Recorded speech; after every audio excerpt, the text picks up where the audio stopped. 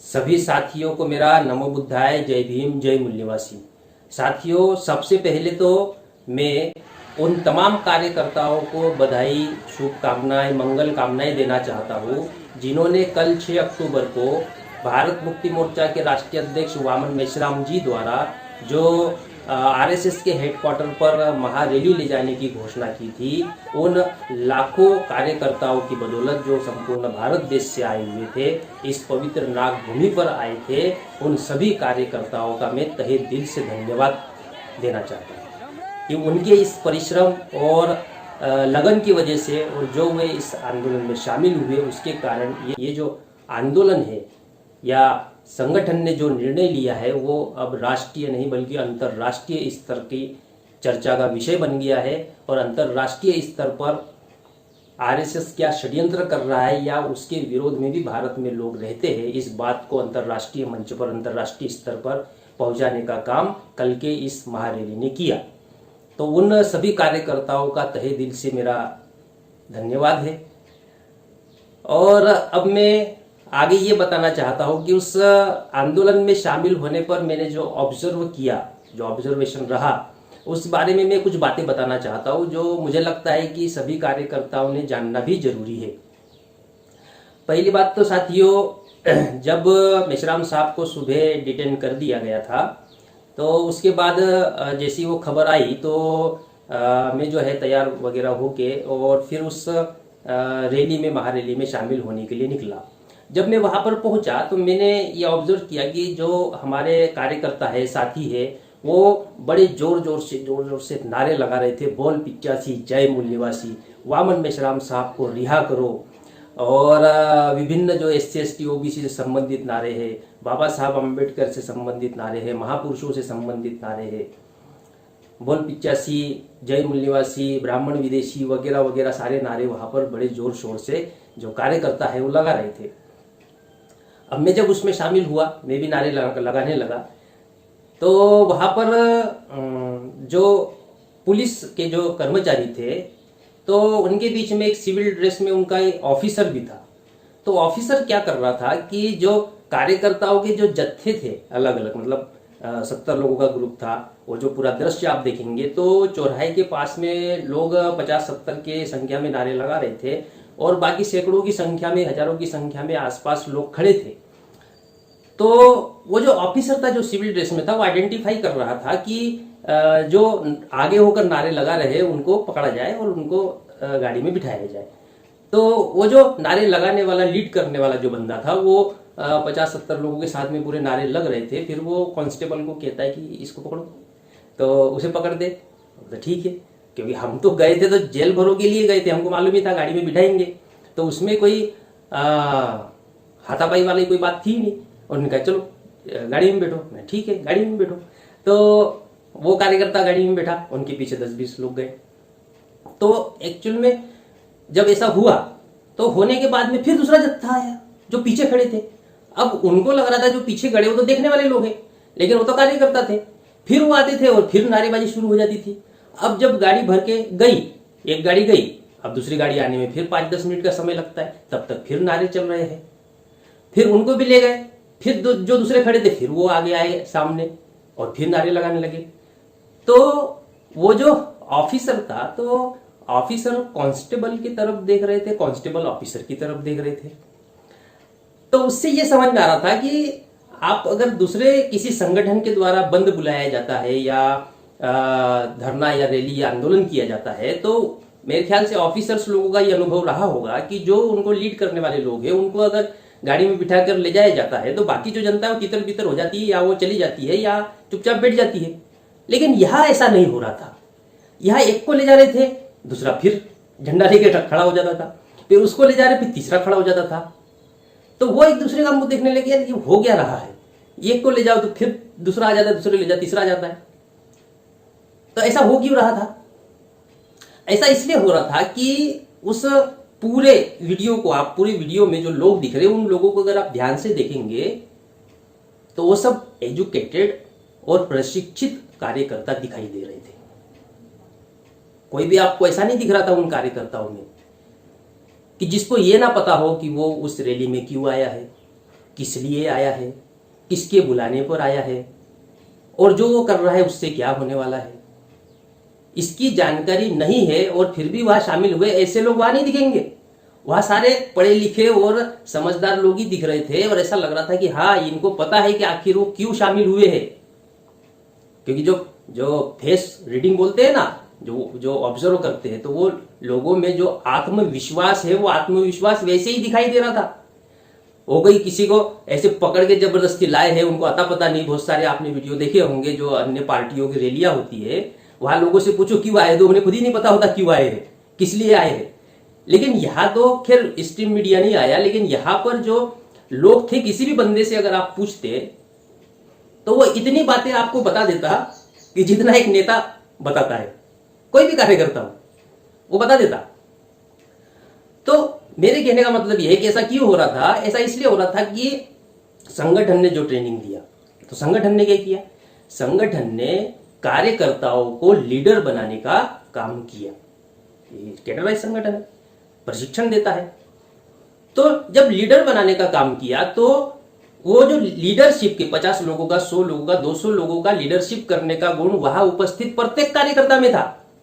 इसका मतलब वहां जो लोग थे, वो प्रत्येक कार्यकर्ता वो नेता ही था। लेकिन उनको ये पता है कि माना कि मेरे अंदर नेतृत्व का हुनर है या लीडरशिप में कर सकता हूं, लेकिन वो लीडरशिप तब करना है जब जिम्मेदारी लगाई जाए। जब तक जिम्मेदारी नहीं लगाई जाती है, तो वो लीडरशिप का हुनर होने के बावजूद वो पीछे चुपचाप खड़ा रहता है। उसे ही लीडरशिप का गुण कहते हैं। नहीं तो कई संगठनों में आपने देखा होगा कि जरा सा बोलना आ गया, थोड़ा सा ठीक लाइन पे बोल रहा है, अरे रे इसको आगे करो, अरे इसको बोलने को लगाओ। होता है ना ऐसा, क्यों, बाकी को तो आता ही नहीं है, लाइन ऑफ थिंकिंग ही समझ में नहीं आती। यहां ऐसा नहीं था। यहां हर कार्यकर्ता को लाइन ऑफ थिंकिंग पता थी, हर कार्यकर्ता को सवाल का जवाब पता था, और वो सोच समझकर, उद्देश्य को जानकर इस महारैली में शामिल हुआ था। तो उससे हो यह रहा था कि वो अगर 50-70 लोगों को गाड़ी में बिठाकर ले जाते, तो पीछे जो चुपचाप खड़े थे वो फिर मोर्चा संभाल लेते, वो फिर नारेबाजी करना शुरू कर देते। तो ये अनुभव तो मेरे ख्याल से पुलिस वालों को भी पहली बार हुआ होगा, क्योंकि अधिकांश रैलियों में होता ही है कि अगर उनके जो लीड करने वाले कुछ बंदे रहते हैं, उनको पकड़ के ले जाओ तो बाकी पब्लिक चली जाती है। लेकिन यहां तो प्रत्येक कार्यकर्ता ही नेता था, पूरी पब्लिक ही नेता थी। जिसको भी ले जाओगे, दूसरा जिसको भी मौका मिलेगा फिर वो संभाल लेगा। संभालने का, पब्लिक को संभालने का गुण सभी में था, लेकिन परिस्थिति और समय को देखते हुए फिर वो मोर्चा संभाल रहे थे। इसलिए एक जत्था जा रहा था, फिर दूसरा आ रहा था, तीसरा आ रहा था, और लगातार ये प्रक्रिया चलती रही। गाड़ियां भर भर के जा रही थी, फिर लोग आ रहे थे, फिर मोर्चा संभाल रहे थे, फिर जा रहे थे। इसे कहते हैं प्रशिक्षित लोगों का संगठन। इसलिए ये जो दूर की, जैसे दूरदृष्टि कहते हैं ना, क्यों आखिर प्रशिक्षित लोगों का संगठन बनाया, वो इसीलिए। कितनों को ले जाओगे, जिसको ले जाओगे दूसरा फिर तैयार है ना लीडरशिप करने के लिए। और ये जो है, ये तपाया है कार्यकर्ताओं को, जो वामसिप के संगठन है, भारत मुक्ति मोर्चा का, बहुजन क्रांति मोर्चा का, उन्होंने तपाया है। मैं खुद जब कॉलेज में था तो मुझे तो बोलना आता नहीं था, खड़े होकर मैं बोल नहीं सकता था, खड़े होकर छोड़ो 4 लोगों में मैं अपनी बात भी नहीं रख पाता था। तो मुझे जो सीनियर कार्यकर्ता है, हमारे यहाँ सीनियर कार्यकर्ता थे उद्धवराव बागड़े जी, पीके मेश्राम, और जो दूसरे अन्य वामसिप के कार्यकर्ता थे, देश भरतार जी वगैरह, तो इन्होंने मुझे कहा कि आप 5 मिनट अपनी बात रखो। अब मैंने कहा मुझे तो बोलना आता नहीं है। नहीं, फिर भी रखो बोले आप। तो पहली बार में तो मैंने मना कर दिया। फिर उन्होंने कहा तुम अच्छा कागज पे लिख के लाओ, फिर अपनी बात रखो। मैं कागज पे लिख के गया, वो कागज पर देख के बोला, कागज पर लिख के ले जाने के बावजूद बोलते नहीं आ रहा था। फिर ऐसा 1-2 महीने तक चला। फिर उन्होंने कहा बिना कागज के बोलो, घर से याद करके आओ जो भी कुछ तुमको बोलना है। फिर बिना कागज के जब बोलने गया, सोच के कुछ और गया था, बोल कुछ और दिया। लेकिन फिर भी उन्होंने मुझे मौका देते रहे। क्यों? प्रशिक्षित करने का ये तरीका है। वो भी जानते ही थे ना, जो सीनियर कार्यकर्ता है, कि ये नया लड़का है तो इसको बोलते नहीं आएगा। ये कुछ सोच के आएगा, बोलेगा कुछ और, गलत सलत हो जाएगा। होने दो, गलत सलत होता है तो गलती तो होगी ना। लेकिन वही बोलते बोलते बोलते बोलते 2 साल बाद ये स्थिति हो गई कि बिंदास बोलना शुरू कर दिए थे। तो ये इसे ही ट्रेनिंग कहते हैं। अब ये भारत के अलग अलग जिलों में जो कार्यकर्ता है, सीनियर कार्यकर्ता है, ये अपने लड़कों को या अपने कार्यकर्ताओं को, जो नए लोग आते हैं उनको ट्रेनिंग देते रहते हैं। इसलिए आप देखना कि जब आप अगर किसी को ऐसा, अगर मैं एक एग्जाम्पल के लिए बता रहा हूं कि मान लो किसी व्यक्ति को देखकर आपको लगे अरे ये तो चुतिया आदमी है, ठीक है, आपको मान लो ऐसा लगे, और वो भाजपा संगठन में जुड़ गया या भारत मुक्ति मोर्चा के साथ जुड़ गया, बहुजन क्रांति मोर्चा के साथ जुड़ गया, फिर 5 साल बाद उसी आदमी को आप देखोगे, आपको क्या दिखाई देगा? अरे ये तो 100 लोगों को लीड कर सकता है, अरे ये तो 200 लोगों को लीड कर सकता है। 5 साल बाद पहले जिसको आप चुतिया समझ रहे थे, वो 5 साल बाद संगठन के संपर्क में रहने की वजह से 100, 200, 500 लोगों को लीड करने लायक उसके अंदर वो हुनर संगठन डेवलप कर देता है, और उस हुनर की बदौलत फिर वो समाज का नेतृत्व करता है, अपने गांव में, तहसील में, जिले में मार्गदर्शन करने का काम करता है। तो इसका जो प्रैक्टिकल है वो कल की महारैली में देखने को मिल गया। तो कल वो ले जा रहे थे, दूसरा फिर जत्था आ रहा था। अब वो किसी को भी ले जाए, अगर मान लो लोगों को लेके गए, उनको लगा ये लीडर कर रहा है, इसको लेके जाओ, तो जो पीछे खड़े थे वो खुद ही लीडरशिप अपना आगे होके कर रहे थे। तो ये जो हुनर है, ये हुनर संगठन ने कार्यकर्ताओं में निर्माण किया। तो ये पहला मेरा सबसे बड़ा जो ऑब्जर्वेशन था, जो मैं चाह रहा था कि आपको भी ये बात पता होनी चाहिए, और इस कार्य को निरंतर जारी रखना है, निरंतर जारी रखना चाहिए। क्योंकि प्रत्येक व्यक्ति के अंदर, प्रत्येक कार्यकर्ता के अंदर अगर आप लीडरशिप का हुनर पैदा करते हो और साथ में उसको ये ट्रेनिंग देते हो कि संगठन जब जिम्मेदारी लगाए तब अपने लीडरशिप के हुनर का प्रयोग करना है, अन्यथा सामान्य कार्यकर्ता के रूप में रहना है। तो ट्रेनिंग का यही होता है कि हुनर हमारे अंदर है, हम जानते हैं कि हम लीड कर सकते हैं, लेकिन उसके बावजूद नहीं करते, क्योंकि संगठन ने जिम्मेदारी लगाएंगे तो करेंगे। संगठन ने अगर जिम्मेदारी लगाई है झाड़ू मारना है तो कार्यालय में झाड़ू मारेंगे। हुनर लीड करने का है, लेकिन काम अगर झाड़ू मारने का दिया है तो झाड़ू मारने का काम किया जाएगा। इसे ही प्रशिक्षित लोगों का संगठन कहते हैं। तो ये बहुत बड़ी पॉजिटिव बात मुझे उस महारैली में दिखाई दी। दूसरा, वहां पर जो बड़ी तादाद में जो आंदोलन में शामिल हुए, उसमें महिला बड़ी तादाद में थी, और महिलाएं शामिल थी। केवल इतना नहीं, बल्कि वो नेतृत्व भी कर रही थी, वो बड़े पैमाने पर नेतृत्व कर रही थी, नारे लगा रही थी, अपने साथ लोगों को लाई भी थी। तो उसमें एक ऐसा ही घटनाक्रम हुआ कि महिला पुलिस आई और वो जो महिला है उसको हाथ पकड़ के कि चलो भाई गाड़ी में चलो। तो वो जो महिला थी, उन्होंने कहा काय के लिए ले जा रहे हो? हम बाबा साहब अम्बेडकर के संविधान को बचाने के लिए आए हैं, हमें काय के लिए गाड़ी में ले जा रहे हो? तो वो जो कांस्टेबल महिला थी, तो उन्होंने कहा कि नहीं नहीं चलना पड़ेगा। तो दूसरी जो कार्यकर्ता महिला आई, उन्होंने कहा हम जय भीम वाली है, हाथ मत लगाना, हम संविधान को बचाने के लिए यहाँ है, हम कोई गैर कानूनी काम नहीं कर रहे हैं, हम बाबा साहब अम्बेडकर को मानने वाले लोग हैं, हम गैर कानूनी काम नहीं करते हैं, हम अपने बाबा साहब का संविधान बचाने के लिए यहाँ पर आए हैं। अब जब ऐसा कहा तो जो महिला कांस्टेबल थी, तो उन्होंने कहा रहने दो भाई, तुम्हें जो करना है वो करो, वो वापस चली गई। तो कहने का मतलब कि महिलाएं जो है उनमें पूर्ण आत्मविश्वास वो दिखाई दे रहा था, पूरा आत्मविश्वास।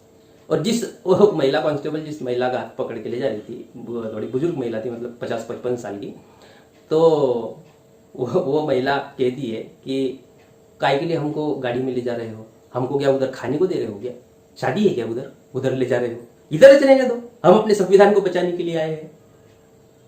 तो इस तरीके से वहां पर काफी कुछ चला, और लोग जो आए वो शांतिपूर्ण तरीके से, और जो हमारा नेतृत्व है वामन मेश्राम जी ने जिस दिशा निर्देश दिया था, उस दिशा निर्देश के तहत वो केवल नारे लगा रहे थे, शांतिपूर्ण तरीके से काम कर रहे थे। किसी भी अन्य लोगों को एंट्री वहां पर वैसे भी नहीं हो रही थी, वो लोगों को देख के समझ गए पढ़े लिखे लोगों का संगठन है। अब मैं जब ये सारा मामला चल रहा था, फिर खड़े खड़े पैर दर्द करने लगे, तो पास में एक चाय की दुकान थी, तो वहाँ कुछ 4-5 पुलिस वाले भी बैठे हुए थे, चाय पी रहे थे। मैंने भी चाय ली, मैं वहाँ जाके बैठ गया। तो मैंने एक पुलिस वाले से कहा कि 4 बजे तक ये मामला तो ख़त्म हो जाएगा, चले जाएंगे लोग अपनी अपनी जगह। तो उसने कहा कि भाई ये तो पता नहीं कि 4 बजे तक होता, 5 बजे तक होता है, जो भी हो अपनी ड्यूटी है, अपन यहाँ है। मैंने कहा ये तो बराबर है। तो फिर कुछ देर बाद मेरे बाजू में जो पुलिस वाला बैठा था वो मुझसे पूछता है कि 85 क्या होता है। मैंने कहा अच्छा। मैंने कहा हम schedule caste, schedule tribe, OBC और माइनॉरिटी के जो लोग हैं, हम लोग भारत में 85%, 85% लोग हैं, तो इसलिए कहते हैं कि बोल 85 यानी हम 85% जय मूल निवासी, हम भारत के मूल निवासी। तो दूसरा पुलिस वाला बोलता हाँ बराबर है, हम SC ST OBC 85% है और वो जो अपर दूसरे वाले हैं वो 15% है। मैंने कहा हाँ वही वाला मामला चल रहा है। अच्छा अच्छा अच्छा अच्छा, ठीक है ठीक है। तो जो पुलिस वाले हैं, अच्छा एक दूसरा पुलिस वाला था, तो वो कांस्टेबल था, तो वो बैठा हुआ था, वो उधर जा ही नहीं रहा था। मैं काफ़ी देर से देखा, आधे घंटे से, पौन घंटे से, 1 घंटे से उधर ही बैठा हुआ था। अब मैंने उससे बात तो नहीं की, लेकिन उसका जब मैंने नाम देखा तो ये समझ में आ गया कि ये तो अपना ही बंदा है। तो उसका चेहरा, मतलब फेस रीडिंग अगर करेंगे ना, तो ऐसा लग रहा था कि यार ये तो मेरे लोग हैं, मेरे बाबा साहब अम्बेडकर का संविधान बचाने के लिए यहाँ आए हैं। करने दो, अच्छी बातें कर रहे हैं तो क्या कर रहे हैं, आखिर गलत क्या कर रहे हैं। इस देश में संविधान लिखा गया है, वो संविधान सभी विपक्ष पक्ष जो उस समय था उन सब ने मिलकर लिखा है, उसके ऊपर बहुमत पारित हुआ है, हर एक धारा के ऊपर बहुमत हुआ है, अनुच्छेद के ऊपर बहुमत लिया गया है, उसके बाद संविधान में डाला गया है। उस संविधान के अनुच्छेदों को, उस संविधान में जो प्रावधान किए गए हैं, अगर उसके विरोध में आप जाते हो तो उन अधिकारों को बचाने के लिए ये पढ़े लिखे लोग यहाँ इकट्ठा हुए हैं, महारैली कर रहे हैं, तो गलत क्या कर रहे हैं।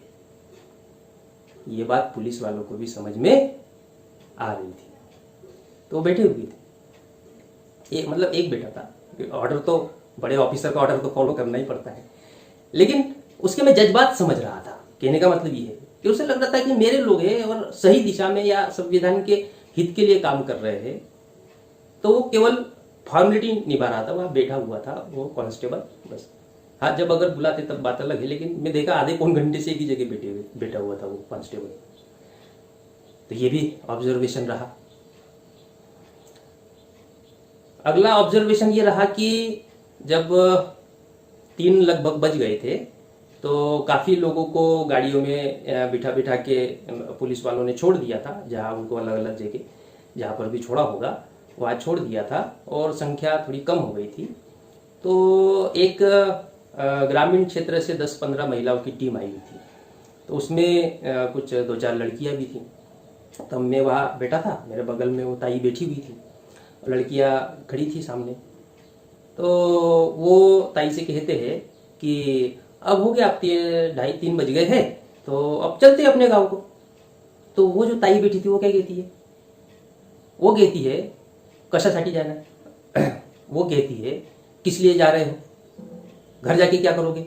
अरे यहाँ हम बाबा साहब के संविधान को बचाने के लिए आए हैं, बाबा साहब के संविधान के लिए आए हैं, तो कम से कम 5 बजे तक तो रुको। लोगों को लगना चाहिए कि हाँ हम 5 बजे तक यहाँ बैठे रहे। अभी इतने लोग चले गए, ठीक है, हमको तो बैठे ही रहना है ना, और कोई कुछ तो कर नहीं रहा है, शांतिपूर्वक बैठे हुए हैं, तो 5 बजे तक तो बैठो कम से कम। तो मैंने कहा हाँ ताई बराबर बोल रहे हो, हाँ कम से कम अपन ने बैठना तो चाहिए, कोई तो कुछ कर नहीं रहा है, कम से कम लोगों को लगना चाहिए हाँ भाई हम बैठे हुए हैं संविधान के लिए। तो वो आधा पौन घंटा फिर भी बैठे, और 4-4:30 बजे के लगभग फिर वहां से वो लोग निकल गए। तो ये कहने का मतलब ये है कि जो महिलाएं भी आई थी, आसपास के गांव से आई थी, तहसील से आई थी, अन्य जिलों से भी आई थी, तो आप उनके उस हौसले को देखिए। मेरे कहने का मतलब ये है कि आप उनके उस जज्बात को देखिए कि हम बाबा साहब के संविधान को बचाने के लिए आए, रहेंगे इधर दिन भर, ले गए लोगों को, संख्या कम हो कोई बात नहीं, लेकिन हम बैठे रहेंगे ना, हम बाबा साहब के संविधान को बचाने के लिए आए हैं, हम लड़ाई लड़ रहे हैं, हम आंदोलन कर रहे हैं, बैठे इधर चुपचाप बैठे। तो साथ ही ये 2-4 ऐसी बातें हुई कि जो मेरे नज़र में आई, और भी बहुत सारी बातें वहां पर हुई होगी जो अन्य कार्यकर्ताओं की नज़र में आई होगी, लेकिन मेरे नज़र में जो आई, मेरे सामने, मेरे आंखों के सामने जो हुआ, वो मैंने आपको बताया इस वीडियो के माध्यम से। और एक बार फिर से मैं भारत के तमाम भारत मुक्ति मोर्चा के, बहुजन क्रांति मोर्चा के और विभिन्न संगठनों के कार्यकर्ताओं को धन्यवाद देता हूँ, उन्हें मंगल कामनाएं देता हूँ कि उन्होंने इस आंदोलन को सफल किया और ये सफलता केवल राष्ट्रीय नहीं बल्कि अंतर्राष्ट्रीय स्तर की बन गई है। तो सभी साथियों को मेरा नमो बुद्धाय, जय भीम, जय मूल निवासी।